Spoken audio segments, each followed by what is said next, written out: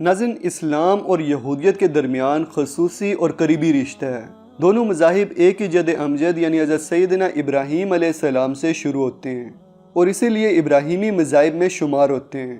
دونوں ہی مذاہب عقیدہ توحید پر ایمان رکھتے ہیں، لیکن اسلام اور یہودیت میں مسئلہ تب پیدا ہوا جب یہودیت میں صہیونی تحریک نے جنم لیا۔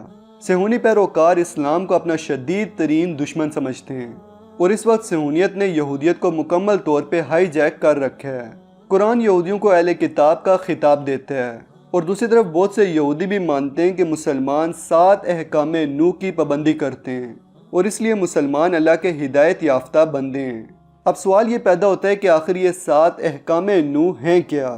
دوستو، 7 احکام نو جنہیں انگلش میں 7 لاز آف نو بھی کہا جاتا ہے، یہ 7 اخلاقی حکموں کا ایک مجموعہ ہے جو یہودی کتاب تالمود کے مطابق خدا کی طرف سے نازل کیے گئے ہیں۔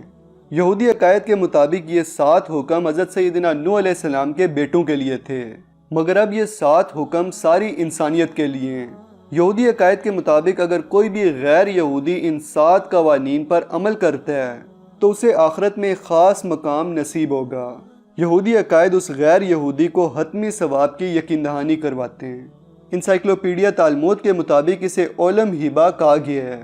ناظرین، ان 7 احکام نو میں سے پہلا قانون یہ ہے کہ خدا کا انکار نہ کرنا۔ دوسرا قانون کہتا ہے کہ خدا کی توہین کبھی بھی نہ کرنا۔ تیسرا قانون کہتا ہے کہ کسی کا قتل نہ کرنا۔ چوتھا قانون کہتا ہے کہ حرام کاری میں ملوث نہ ہونا، زنا یا ہم جنس پرستی میں نہ پڑنا۔ پانچواں قانون کہتا ہے کہ چوری نہ کرنا۔ چھٹا قانون کہتا ہے کہ کوئی بھی زندہ جانور مت کھانا۔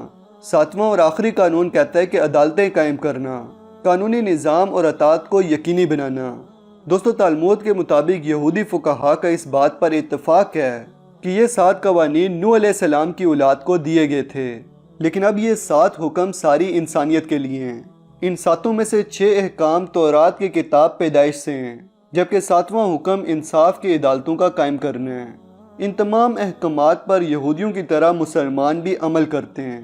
مسلمان کبھی بھی اللہ کی توہین نہیں کرتے اور نہ ہی اس چیز کو برداشت کرتے ہیں، یہاں تک کہ اسلام ہمیں حکم دیتا ہے کہ کسی اور مذہب کے خداؤں کو برا نہ کہو، ورنہ بدلے میں وہ تمہارے سچے خدا کو برا کہیں گے۔ اس عمل کو اسلام میں انتہائی برا قرار دیا گیا ہے۔ اسلام میں ایک شخص کے قتل کو ساری انسانیت کے قتل کے برابر کہا گیا ہے۔ اسلام میں مسلمانوں کو حرام کاری سے منع کیا گیا ہے۔ زنا کرنا تو دور، اس کے قریب جانے سے بھی منع کیا گیا ہے۔ ہم جنس پرستی کو قابل سزا جرم قرار دیا گیا ہے۔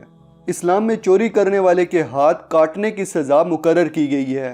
اسلام میں زندہ جانور کھانا یا جانوروں کو تکلیف پہنچانے سے منع کیا گیا ہے۔